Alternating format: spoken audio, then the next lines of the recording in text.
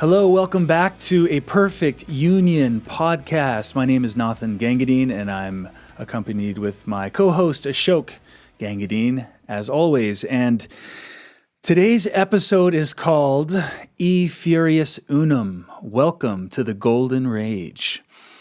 The title is clearly playing on words here. You've heard of Pluribus Unum, which means in many one. It's one of the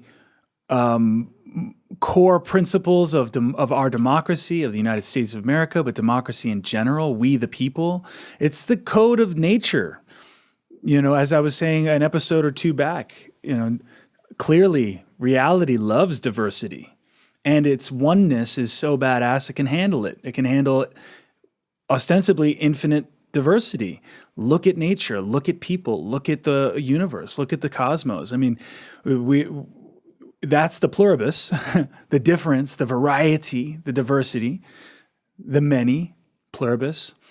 And unum. Unum is not a normal kind of one, which is more of a homogenizing one. It is a all-inclusive, infinite one. It's an infinite one. It's a different kind of one. It's a very different kind of one, in fact, because the one that we're used to, and including the unity that we're used to, can have, as I said, more of a homogenizing sound to it, meaning the same.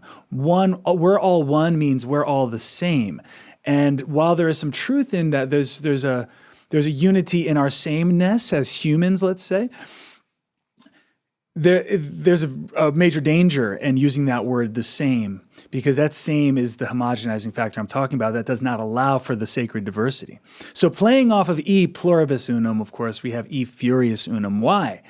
Because, fury, anger, rage, really has a bad rap in our culture and in society, and for good reason, because we tend to associate it with flying off the handle, losing control, violence even, and those kinds of things. So we have a very, we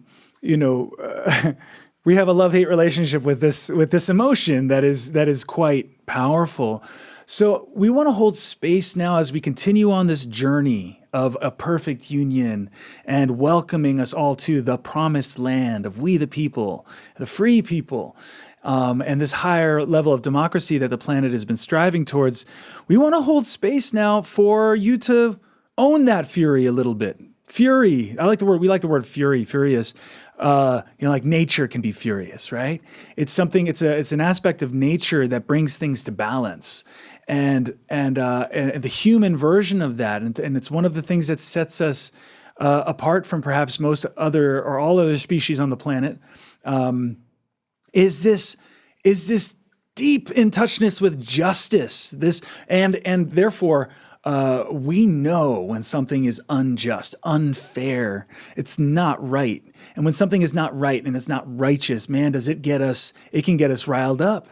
And again, when it's that energy, think of it not as good or bad necessarily. It's just powerful.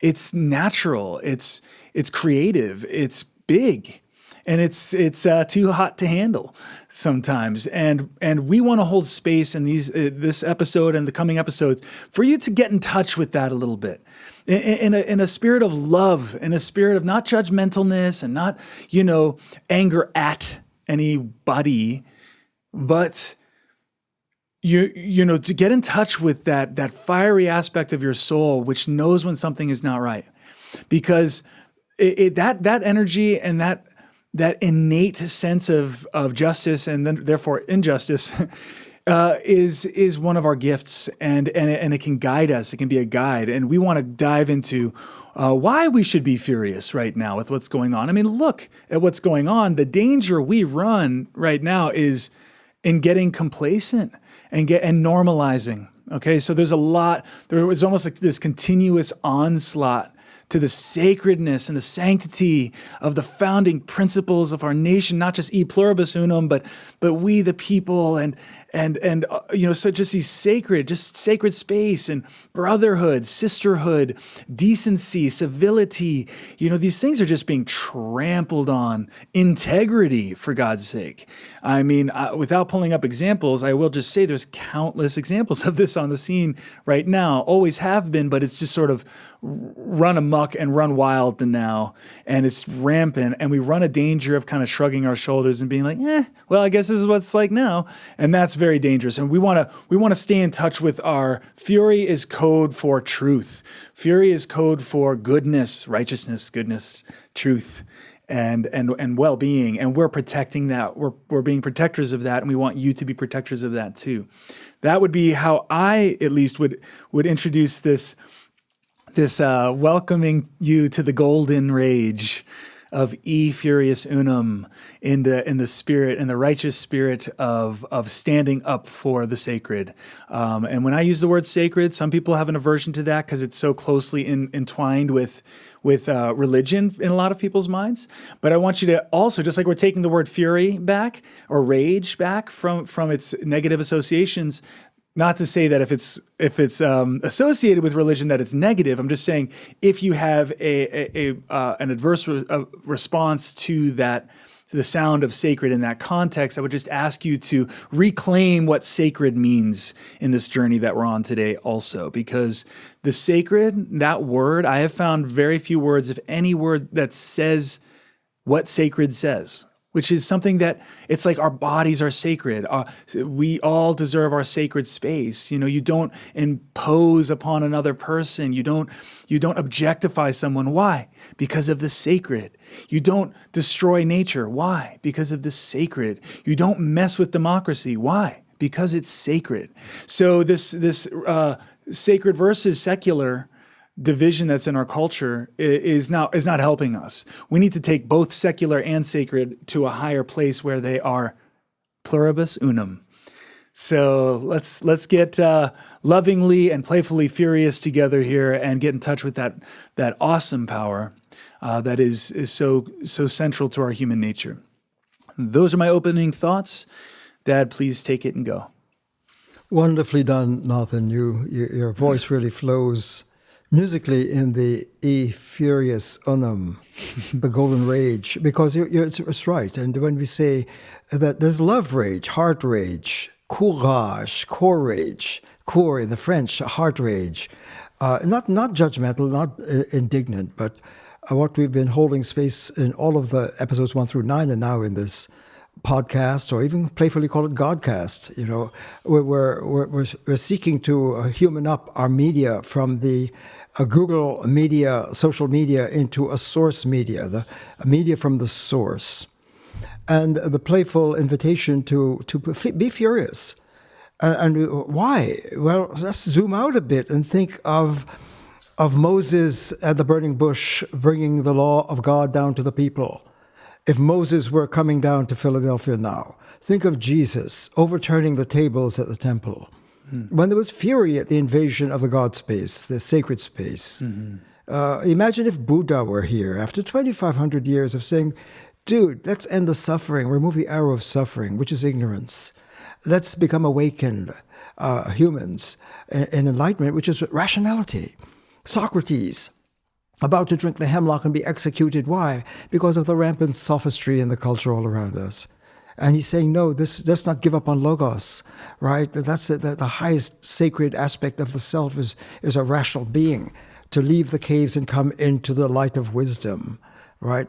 Our 1776 founders, so across the planet, Lord Krishna coaching Arjuna on the battlefield to rise into the yoga technology.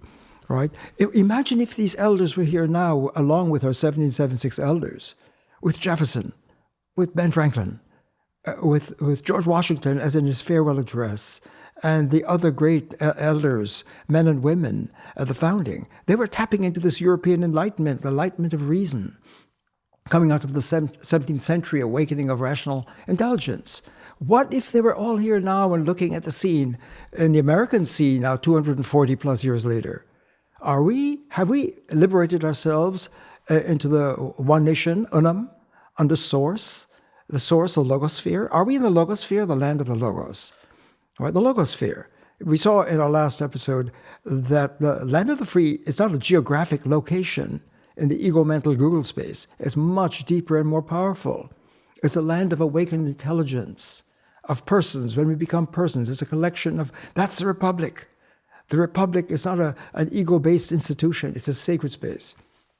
And you beautifully pointed out that we want the civic space of democracy is secular, which means what? It's not lodged in any one religion or even ideology.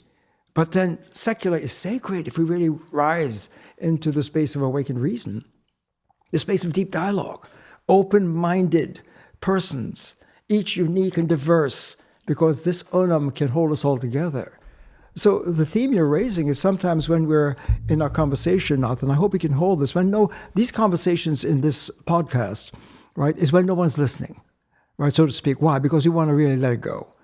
And in our heart-to-hearts, we do become furious. What's up with this already? I mean, imagine our elders were all here, 2,500 years, 2,000 years, 240, 50 years, and look at the scene. Folks, it's time. Come on. Come on. It's time to become a little bit heart rage, love rage, compassion. Buddha's point about compassion, Jesus, love one another. Yes, but love can be tough love rage. Because why? Because we're at the edge of aborting the holy experiment. Right? And any mindful citizen now listening to our founding elders are the call to become awakened citizens under the law of Logos, the Logos law, the ultimate principle of reason. And whatever name we use now, whether we call it Yahweh or Allah or Brahman or Om or Buddha, Dharma, whatever, that's the Logos. It's unum pluribus. It's unum. And the Furious Unum, pluribus unum, is that, there's a certain a moment when we say, okay, come on, the ship is going down. Mm-hmm, mm-hmm. The ship is going down. We're in danger. We know that. And people know that. And so we need our better angels. Let's speak to our better angels. Who are our better angels? It's us, right? You don't have to make it spooky. It means you're an awakened person, right? The call of all the great scriptures, religions, enlightenment teachings is, folks, get out of your caves, get out of your ideology. And that's a theme I hope we could pick up in a moment, right? One of our episodes is the land of ideology, a house divided. And these are all topics. In 1776, yeah. In our 1776 Now series, right? And we have such a wealth of topics to develop. And what we're doing now is improv. We're doing improv conversation. Right, so we're not hamstrung by any structure, but we want to let the dialogue flow. So I think you opened it up beautifully, and I'd like us to let's allow ourselves therapeutically in rational therapy, because people don't realize that you're not automatically a rational being. We say humans are rational beings, but we're not automatically rational. Rationality, to be really activated, requires coming into an encounter with the Logos, the source of reason. You got to turn on the lights. And that's when you become an awakened rational being. So there's like rational intelligence, right? Just like emotional intelligence, there's rational intelligence. And we need that to become a citizen and an officer of Logos in order to sustain a democracy. So I pass the baton back to you now. That's my response to your opening. Thank you so much. Yeah, thank you for that. And yeah, I would like to, as we proceed into the next episode, to zero in on that rational intelligence, but picking up on the Furious Unum golden rage point, just to bring it home to you guys. I notice I said the word righteous and righteousness. That's another one of those words that's been conflated with this idea of self-righteousness, right? So if somebody is being righteous, therefore there is no other option but for them to be self-righteous, right? Because there isn't actually anything higher. There isn't actually anything righteous. There's just self-righteousness. In other words, truth and rightness, righteousness, is an opinion. It's a matter of perspective.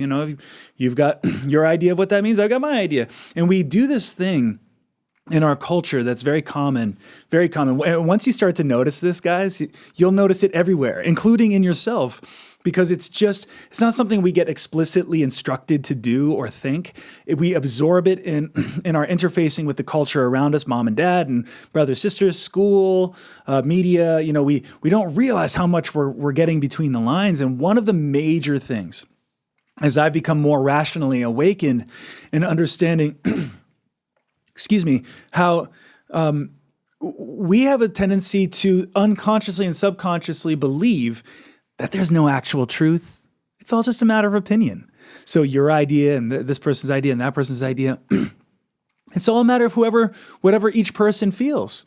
But see the contradictoriness of that if in the next breath you're going to say, that person raped another person and that is wrong.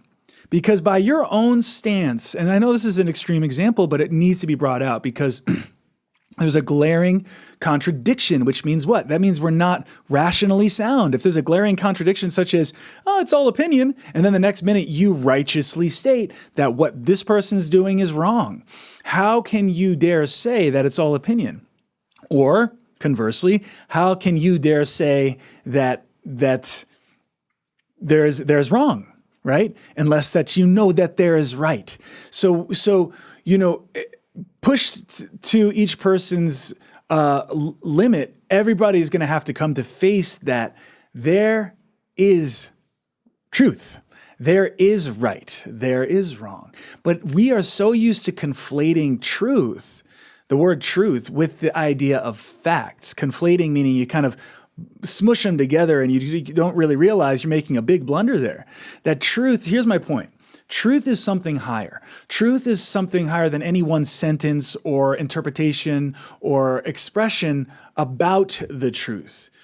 It's just like reality can have many different perspectives, but reality is reality. Reality is not something that we control and direct.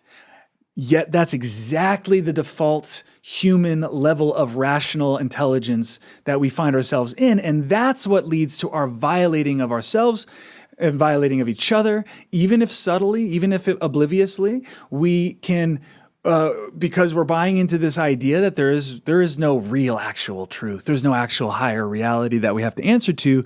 Enter the arrogance, or what I like to call Americans.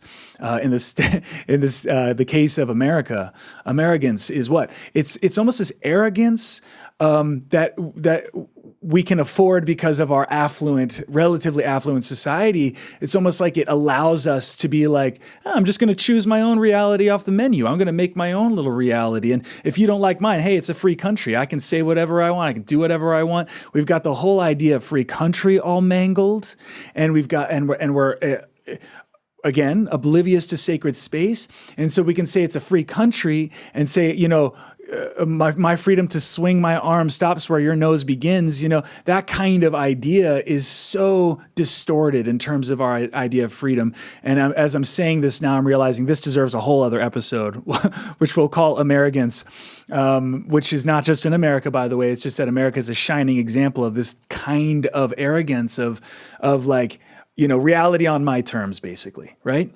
Because otherwise there is something higher that we all have to answer to, no matter what your party affiliation or your religion or your ideology or your background or your nationality.